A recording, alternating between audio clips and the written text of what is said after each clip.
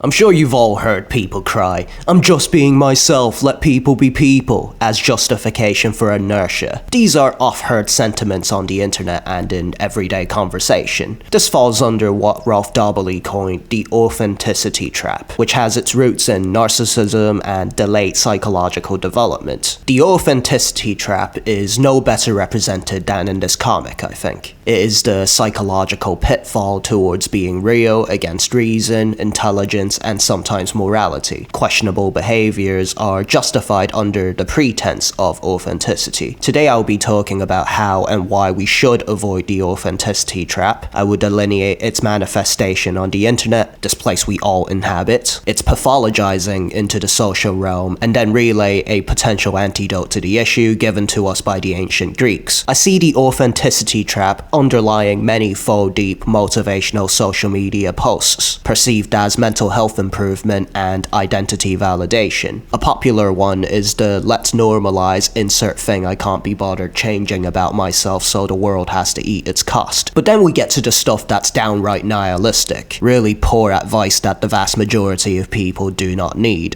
discouraging the introspection that everyone needs, which leads to people justifying their problematic behavior with being real or being honest in a toxic positive manner, or they intellectualize existing behaviors instead of learning to be better. We see this used at a high ceiling in the world to fulfill all kinds of agendas. It's a pitfall that has become supercharged by the internet, impacting our interactions with one another in and out of the online space, where it's easy having 100% of an opinion with 0% of the knowledge through secondhand anecdotes from political TikToks, unsighted Instagram infographics, and Google searching for results to confirm your own biases so that everything that counters your desired worldview can just be dismissed as disinformation. It's easier than ever to find some online social group that fits your existing behavior, so you never have to learn how to play with others as people in the past did, to know how to handle disagreement as a natural part of life.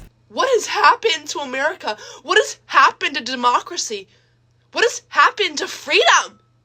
We're in the age of the over-empowered opinion. The right to an opinion has evolved into the right to being right, and it has fueled the narcissism epidemic spoken of by psychologist Jean Twenge, whose research has indicated a largely uninterrupted rise in narcissistic personality disorder diagnoses since the turn of the century. This can also be seen as a symptom of prolonged adolescence in the Piagetian sense. I used to work at a summer school around very young children. There's a stage in their development where they have to learn to talk to each other. Initially, they only know how to broadcast their thoughts one-way traffic style. Upon playing with one another long enough, they realize they have to bounce off of the other kids enough times for there to be a fulfilling conversation or a back and forth. A lot of adults are stuck in this egocentric stage of development, and the telltale sign is when they have really poor listening skills. What's evident is it just doesn't work. Mental health issues are soaring, and there's been a comorbid loss of identity actualization. People are not happier living this way as much as they like to declare that they're living their best life, when there'd be no need to announce it if they really were. Dr. Twenge's longitudinal studies indicate rising rates of mental health issues, and that being allowed to be whatever you want just means you probably will nihilistically end up the same as everyone else. This is called the hipster effect, devised by mathematical neuroscientist Jonathan Tubal. This is the study explaining why anti-conformists tend to look the same.